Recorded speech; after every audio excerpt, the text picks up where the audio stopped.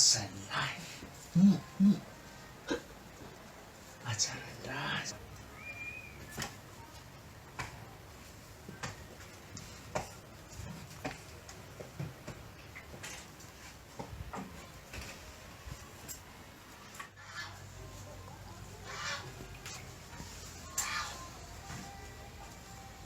Oh, tseketsika na zamposy, tseketsika na zamposy. Ha, tratrako ekenao e.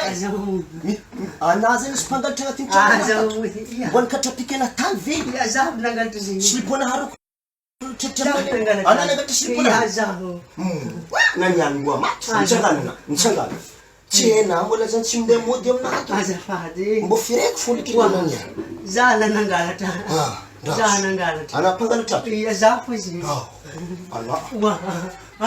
Ana voninkinao e. Ana we. Po tanto. Tanto zaranjara aminao koa na. Azafady merany zaho. Ino? Rano. Trangolia dana makato ka. Mangala rano farana. Angala ino? Rano farana. Ngia farana tsara boina. Mbola kopina. Mea. Raso enjabasy aminao koa na.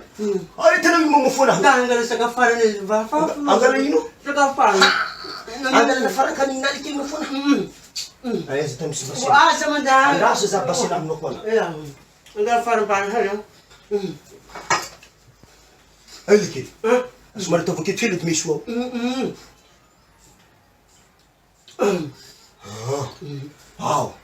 Misy to misy ona. Ty vonoky amy tona avy kely. Misy to misy ona. Mpangalatra lefadefa. Oaly kely. Mpangalatra na zina angatagna. Misy fa taminahy tsy nifrena azy. Ary misy to misy. Atana ino? Rakona mo. Nanamboa. Ay. Tsisy fagnamady. Mpangalatra na misy ona tsy hainao hamera za.